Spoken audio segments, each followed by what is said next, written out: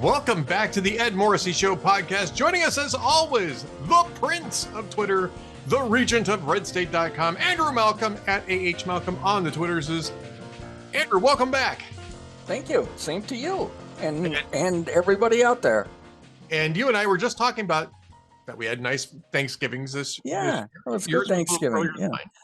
Thanksgiving is hard to screw up unless you're sick. I just love it. You know, you look forward to it. It comes.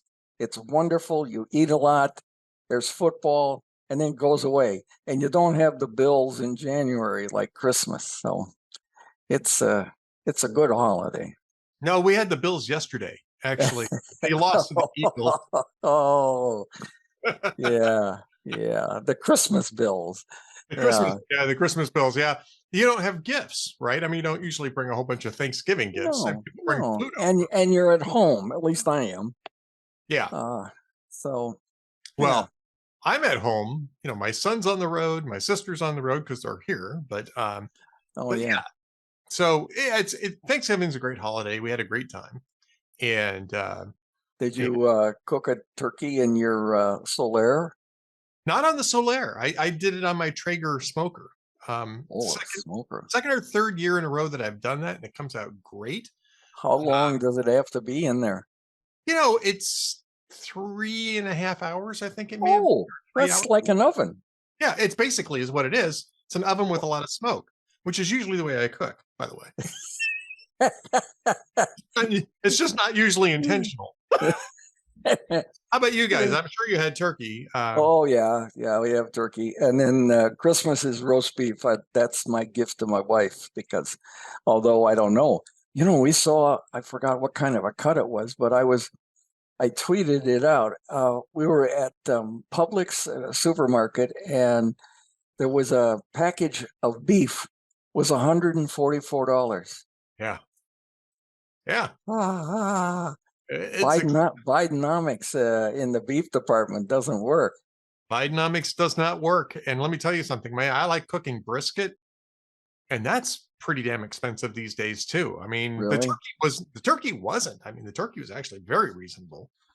Trying to remember exactly what I spent on it, but I mean, if I bought brisket, I mean, it would have been 3 figures. At least I think it would have been 3 figures. I didn't really price it out very much because I wasn't going to do it.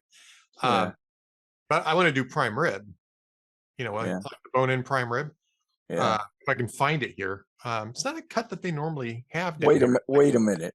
You're telling me that in Texas you can't find prime rib? I mean, you can find it at the restaurants. I went to the grocery store and asked them for prime rib. They didn't know what I was talking about. And I finally had to look around. They said, well, you know, it must be in the counter someplace. And they called it something else. It was roast beef or something. Well, it wasn't roast beef, but it was some sort of something beef, right? It wasn't called prime rib. Okay, well, get on the train here, Morrissey. You got to learn the lingo. I guess so. I got to figure out the Texas translation for all my favorite cuts. But brisket, I know. Yeah.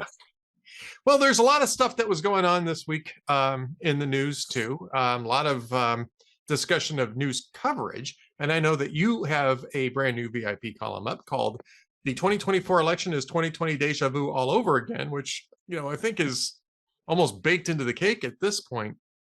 Let's start off talking about that. I mean, my point was there was a twist to it, but there wasn't room in the head. That's a pretty long headline already. Yeah. Well, you know, at the moment, and I'm not making predictions. I don't do that anymore. But at the moment, it looks like it's Trump and Biden again. But according to the polls, well, you remember in 2020.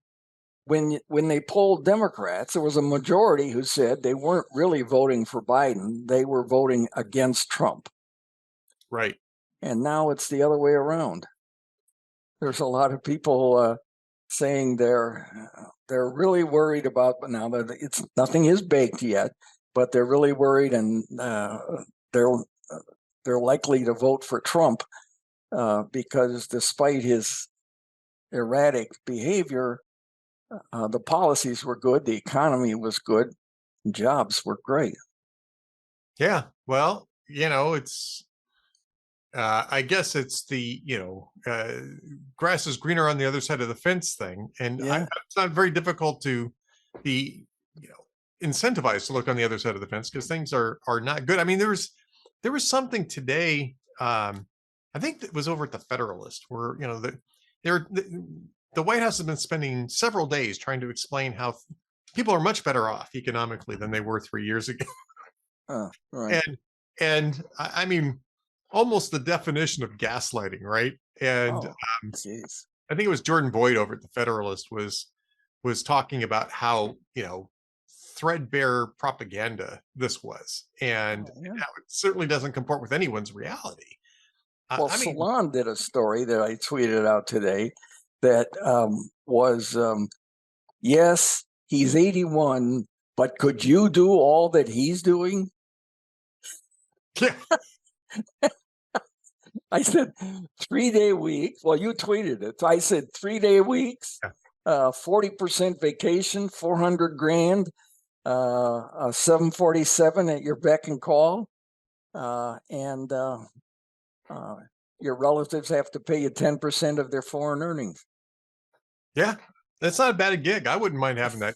I wouldn't mind having that gig, especially because I know I could do a better job than the guy who's got it. But Yeah, um, exactly.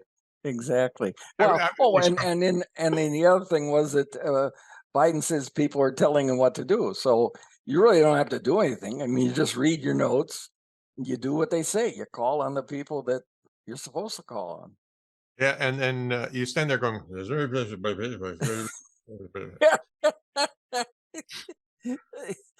I can do that. In fact, you might even do it for 390 grand. I'll go down to 375. I'll Really? go all the way down to three. Sure, why not? I'll go all the way down to 375. Sounds good to me. Oh, Yeah, and you have armed chauffeurs. Yeah. and you've got a limousine. Anytime you want to go someplace, they take the limousine out along with about 18 other cars, jam traffic up for you. They stop traffic. It's even better than having a congressional license plate, which apparently is quite the deal. Yeah. You park wherever you want with one of those things. In 1999 on a Saturday, I was working on the Bush campaign, and we went to New York. I think it was the Radio Broadcasters Convention or something. Anyway, they had a huge radio row, and George W. Bush went there, and he went down the booths to all the radio guys. And to get there, or to get back to LaGuardia, I guess, the Secret Service closed down the what's it called, the FDR Drive on the east side of Manhattan, and so there were all these cars backed up, and we were on the press bus, and we said, well, we were going to put a sign on the outside that said Al Gore campaign. So, so everybody could be mad at him. Yeah, yeah. That's gaslighting, Ed. That is definitely gaslighting. So when you're looking at this, you're looking at the sense of deja vu, which you actually explain what deja vu means in French, by the way, which is not Yes. is not like I thought it was, some sort of hors d'oeuvre. No, I'm just kidding. Could I have Already, some more deja vus, please? Well, it's really intriguing. The what do you call it? The event of a deja vu to me is fascinating. It always has been fascinating, and I finally looked it up a few years ago. And it's apparently an image in your brain goes to the memory place, but it goes on two paths, and one of them gets there a split second ahead of the other one. So when the second one arrives, it's told, "Oh, you already did this," even though it's like a nanosecond, and you think, "Oh, I've been in this place, this exact same place," but it's impossible. I mean, I hadn't been in Thailand ever, but it happened. interesting. There was a movie from almost 40 years ago called Top Secret, maybe the same guys that did Airplane, right? Oh yeah. And it's a spoof of old war films, which actually Airplane was too. Airplane was a spoof of a film called 0 Hour, which the Zucker brothers and Abrams actually bought the rights to, so they could basically use the script as the basis for all of their jokes and spoofy plot stuff. Oh, Um, Most people don't realize that that was actually an old war movie, and actually, there's a lot of that movie that survives into Airplane. yeah. But their follow up was something called Top Secret, and it was one of these, throwback to these resistance movies. And Val Kilmer finds himself, in the middle of the resistance in East Germany, and it's a French-led resistance because, because it is. Yeah. I can't figure out quite how that worked out, but one of the characters' name is Deja Vu, and he's introduced to Deja Vu, and the guy says, "Have we not met before, Monsieur?" Ah, So it's a really funny movie. If you've never seen it, it's really good. okay. But at any rate, we're going to get a lot of You that know, Deja Vu because this is going to be. I mean, if things go along the way that they're looking, it's going to end yeah, up being a rematch. And I think the only thing that won't be Deja Vu is I don't think there'll be nearly as many votes cast because I think everybody's sick of both of these guys. yeah, yeah, yeah. It's well, who was it? Was it? Oh, it was Axelrod, David Axelrod, who Yeah. I think it was Axelrod who said that he feared that the Biden campaign was counting on a Trump, um, what do you call it, kickback or uh, on the Backlash. same, huh? Backlash. Trump Yeah, backlash, yeah, maybe? I Trump backlash, and he's not sure that that's there. I agree. I don't think David is a very smart guy. We were competing reporters together in Chicago, and I think he's onto something because um, with 3 years, and this was in the column, with 3 years of Trump being basically off of social media, for those few that went on his social media, but uh, he the rancor towards him, I think, has diminished greatly. And compared to Biden, the memory of the successful Trump economy until the pandemic uh, has kind of surged. And there's not a fondness, but there's a like, geez, times were pretty good then. And when you go through his policies, he was very successful with the policies. Now, uh, there's no guarantee he'll do it again, and he seems kind of squishy on the abortion issue now. But um, if he's really come, the Washington Post and the Hill had stories about him planning an administration of revenge. I think he could get away with cleaning house, but I don't think people would buy revenge, and he ought to stop talking about that if he wants to get reelected again. Yeah. His problem is going to be suburban women like it was in 2020. And I don't think that having Roger Stone going out there attacking Casey Oh, DeSantis and saying that, the see you next Tuesday thing, um, when referencing her, which everybody understands what that means, is going to help that. I mean, to a certain extent, these guys are their own worst enemies. And yeah, they've always been that. And it blew up in their face, 3 years ago, and they haven't learned their lesson. They're still out there doing the same things that basically scared off suburban women and made themselves toxic with yeah, those people. and not just women. No. No, true, not just women, but they lost a significant amount of ground with Oh, suburban yeah, women between absolutely, 2020, and absolutely, it's not the way to and get it. I think suburban women are ripe for the picking for the GOP if you get the right message. They would be. They would be. Yeah, we'll have to see how things fall out, but yeah, I guess I'm still hoping that it's not going to be either one of these two guys. But Yeah.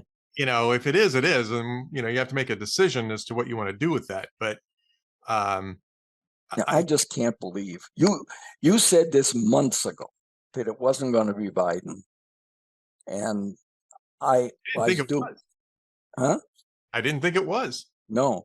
And the more I thought about it, the more I came to agree with you. So this isn't crossfire. Ed, you ignorant slut. Uh, that I came to agree with you. When you put everything down on a piece of paper, the polling numbers, he's underwater on every single issue, except I guess coronavirus, but that's not relevant anymore. No. And he's deeply underwater in that New York Times swing state poll. Biden and DeSantis, I think, won 4 of the 6 states. Haley won all 6 and handily. So, national polls showing them tied. I don't buy that, because none of this stuff in the next year is going to be national. Well, I mean, until the campaign starts next summer. But um, I just, everything is so bad for Biden, and Democrats are so desperate to hold power. I just can't believe that they're going to dodge avoiding an old man's feelings because he happens to be the incumbent. I don't know what's so sacred about that. Well, They'll find some way to buy him off, and whether there's a genuine medical emergency or whatever. And I mean, this is one reason why Gavin Newsom is debating DeSantis now, because he raised his profile. well, And DeSantis is doing it because he needs to get around yeah, that's right. the RNC to try to try to capture himself an image of a party leader. I understand why both men are doing this. I actually think it's a good idea for both men. I Yeah, don't. it is if they pull it off. Yeah. Yeah, it just depends on how they execute. But at any rate, I just don't see. It's a suicide mission in my mind, and I may be wrong, which makes you very wrong. But uh, but I just don't see that they're going to stick with him. Now, if he pulls out before the end of the year or immediately after, and said, you know what, I'm just going to go live on my family's 10%. Then the primaries, everybody can jump in wherever they want. Pritzker, Newsom, Shapiro, Whitmer in Michigan. They can, or whoever else wants to jump in, they can, and they can actually participate in most of the primaries. But if he does it into the primary season, like he's going to get spanked, I believe, in New Hampshire badly, because he's not even on the ballot. he's on the ballot there. Yeah, And that's the day before South Carolina. So I actually think that New Hampshire is going to be a non sequitur because he's not on the ballot. If he yeah, was on but the they'll ballot be, and then took a beating, then that would be one thing. But they yeah. can write it off and just say, "Well, we just didn't make it onto the ballot." Well, they can try to say that, but it's not. I'm not. I'm not. When I wasn't participating in that one, so it's bad. It's a bad look. It may not be fatal, but it's a bad look.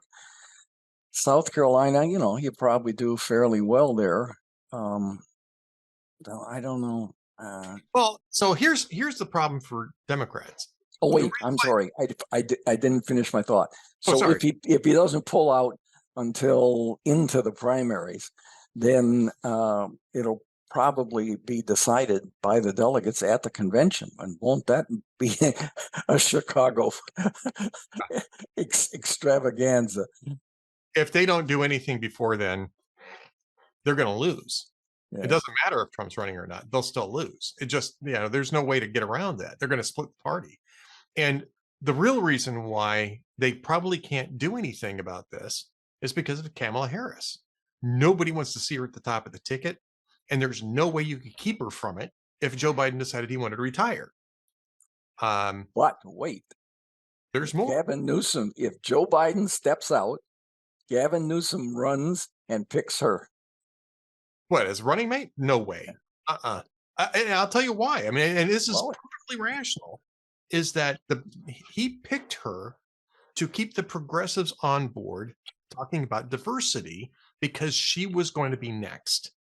hey, It doesn't matter what you think of her performance; she's still next with those constituencies, and there's no way that they're going to stand by while another white dude jumps up and takes her spot, even if he carries her along with him. There's no way that that happens. Absolutely not. They can't do it. And that's the reason why I think they got to drag Joe Biden to the finish line, and hope that, Jesus. So you he know, croaks. So he croaks during the campaign, and and then geez, she then becomes, she's the ticket, and she picks. Oh, geez. yeah. I just don't see it. I don't see it. Oh, great. Well, in that case, that's it, everybody. Thanks. Bye. Been fun being American. On another note, let's talk a little bit about the media coverage of what's going on in Israel, right? Because I think there's some room to discuss things like having hired actual Hamas activists for reporters in Gaza and elsewhere. I mean, Israel is just charged now a former NBC journalist with working with Hamas and incitement to terrorism. You have several news agencies that had hired people who were along for the ride on October 7th, and as it turns out, were not along for the ride simply because they heard something was going on and wanted to find out what it was. One of these guys was actually carrying a grenade, on the back of a motorcycle or whatever it was, some sort of two-wheeled vehicle. I don't know if it was a scooter, if it was a motorcycle, but you can see it in the video that he had, because these guys all had GoPros on. And there's a whole ethical thing going on here. But even beyond that, I mean, the coverage has been less than stellar. You and I have talked about that in the past. Oh, it's pathetic. It's just pathetic. Yeah, they just they buy everything. They buy the stats, the death tolls, the Gaza Ministry of Health, which is an arm of Hamas. I mean, they're still doing it even though they got caught, right? Yeah, I mean, the Ali Hospital thing was the first week of the war, got exposed when the sun came up, because apparently none of them could wait to regurgitate what Hamas was telling them until after the sun came up. They could see if the building was still standing, and we're still getting that. You get people who are reporting that they're doing a prisoner exchange with Hamas, which is nonsense. These are kidnapped victims. They're hostages, they're not prisoners. Israel certainly trading prisoners. People who went to trial, were convicted, had an opportunity to defend themselves in court for crimes. There was the woman who was, they're trading this disfigured woman, this disfigured Palestinian woman, without mentioning the fact that she's disfigured because the bomb she was going to place went off in her hand and blew her fingers off and damaged her face. And the Israelis provided her plastic surgery to fix what they could. I mean, it's things like this. I mean, just really. I don't. I don't want to give the media any credit, but they can't be that stupid. It has to be malicious. I mean, what could possibly explain continuing it after the whistle was blown? I mean, that's a flag right there. And I guess maybe they're thinking that their credibility is in the crapper already. So what have they got to lose? Because they got to please the people on their left side. Yeah. And look, I mean, hey, I think that that's exactly what's going on here. They have chosen a side, and that's the reason why they will only say, well, nobody can confirm what Israel's telling us, while just simply using blind quotes from Hamas sources about, And you civilian can't deaths. confirm that either. Right. But you Right. notice the Israelis had some I don't know if they're soldiers or PR people or what, but they took cameras on a tour of the basement of the hospital and showed a chair with rope where someone was tied and a baby bottle and weapons and grenades. And then there was another time where they took a camera through the tunnels and showed the air conditioning, and the toilet had a little alcove off the tunnel. I Yeah. don't know where it goes. I mean, if you're 200 feet underground, where is the septic? It's a good question. Actually, I hadn't thought of that, but apparently they had some sort of a system down there. Yeah, yeah, So be dying down there. Um, yeah, I mean, and this again, I mean, so the Al Shifa story is a really good example of this, right? yeah. Now, people have known for at least 9 years and longer than that, really, that Hamas uses the Al Shifa hospital as a headquarters or to hide its headquarters, right? They knew it was in the lower levels and underground.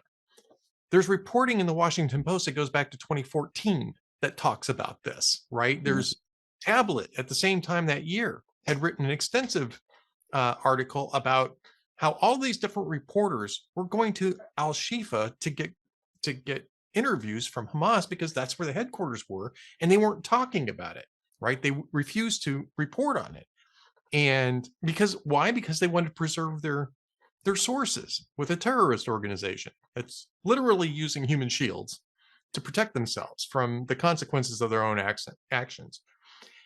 9 years later, even though everybody knows this, the media refuses to acknowledge it by saying, well, that's what Israelis say. The Israelis didn't provide any support for that. The Israelis didn't find any evidence of that. So the first day they go into Al Shifa,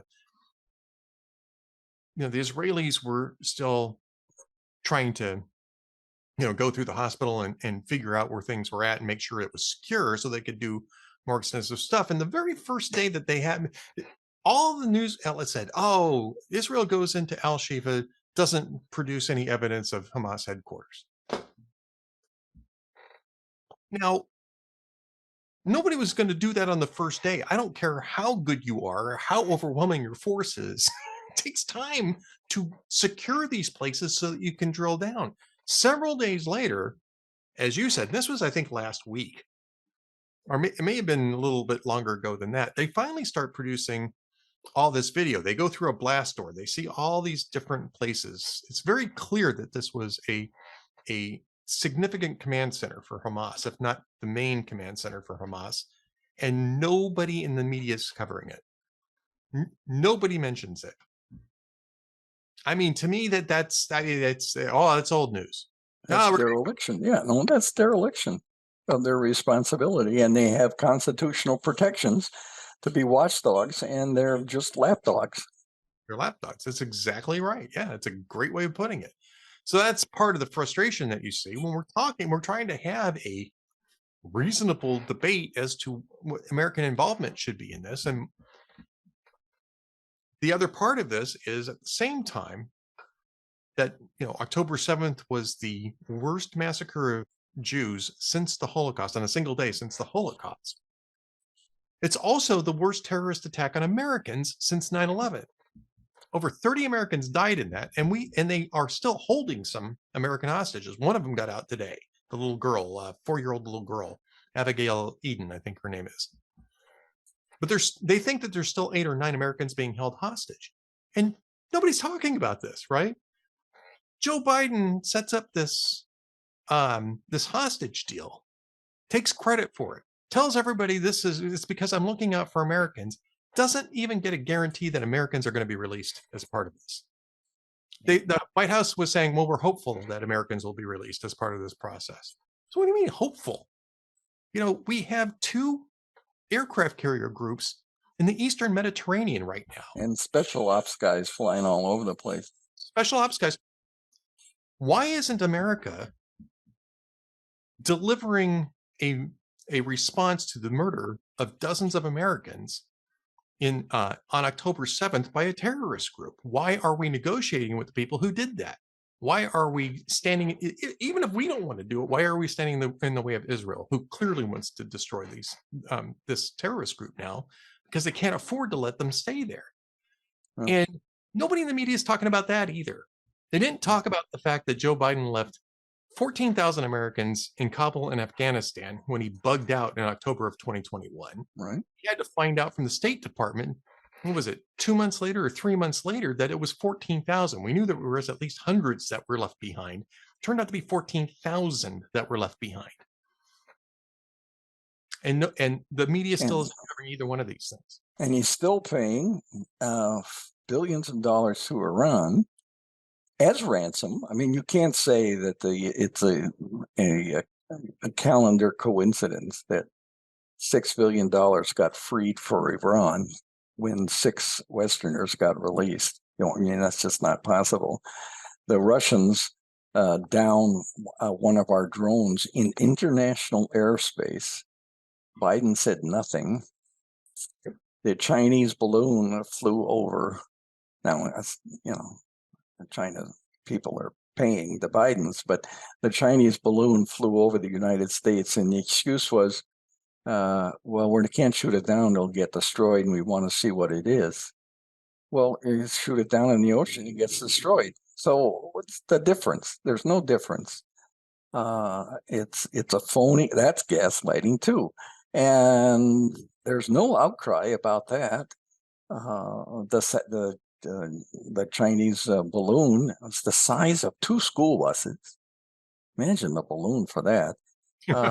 And it radioed all of its findings back to Beijing before it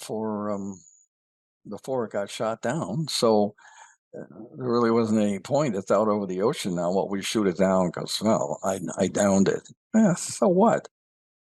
The guy is just feckless.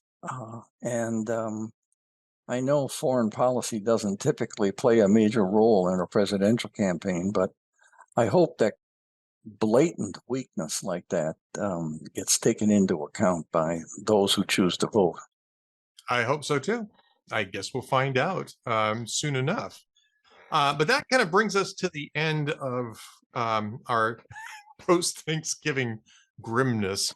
What this podcast really needs is some jokes, and I'm not sure. You go first. I have some, and I have to find them.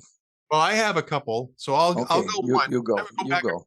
All right. So, and again, I get these from jokesoftheday.net. I get them from different sources, but today's are from jokesoftheday.net because they have some really funny ones.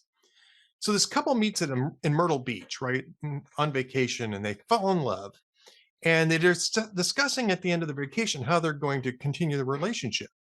And the man says, look, it's only fair to warn you, Linda. I am a golf nut. I eat, sleep, and breathe golf. And she says, well, since you're being so honest, I'll be honest too. You see, I'm a hooker. I see. And That's he says, funny already. It's probably because you're not keeping your wrist straight when you hit the ball.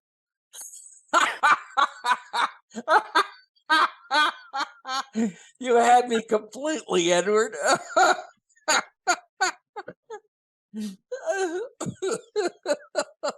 Oh, that's a good one.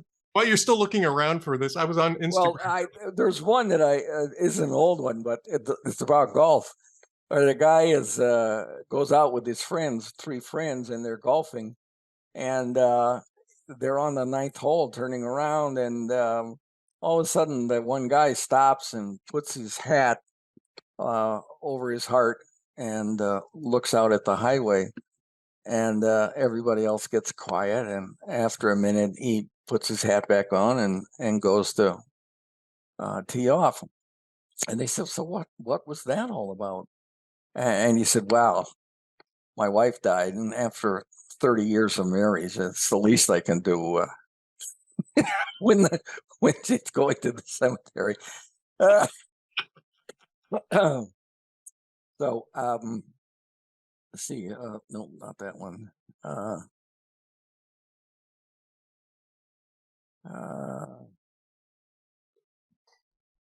Well, this one, these are all old. That he says, Jimmy Fallon said that Obama says Americans need a leader who will awake every day and night. Or I'm sorry, will be awake and guarding them every day and night. Then he said, until we find that guy, I'm still the best choice.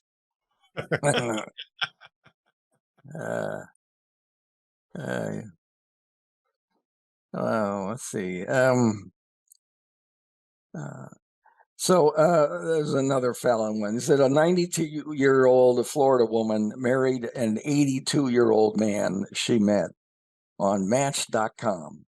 It's a cute story, but it turns out the woman lied on her profile. She said she was only 88.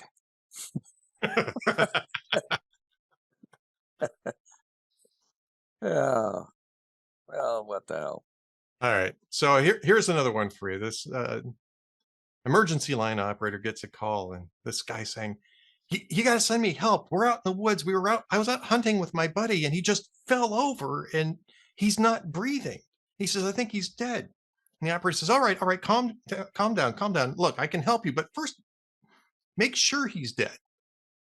So they're silent for a moment. Then the operator hears a gunshot, and the guy picks up the phone and says, okay, now what? Oh, oh. 911. Please hold. Yeah, please hold. I got a PG-13 one if you want that. Sure, why not? Leaning into R. Okay, so this old cowboy is sitting at a coffee shop bar, right? And this woman sits down next to him. And she says, are you a real cowboy? And he goes, well, I've spent my whole life breeding colts, working cows, going to rodeos, fixing fences, cleaning my barn, working on tractors. So yeah, I guess I'm a real cowboy. He says, how about you? She says, well, no, I'm a lesbian. I spent my whole day thinking about naked women. As soon as I get up in the morning, I think about naked women. When I shower, I think about naked women. When I watch TV, I think about naked women. And it seems everything makes me think of naked women. So I'm a lesbian. So the two sat drinking their coffee in silence, and the guy sits down on the other side of the cowboy, and he looks over. He says, are you a real cowboy? And the guy says, well, I always thought I was, but it turns out I'm a lesbian.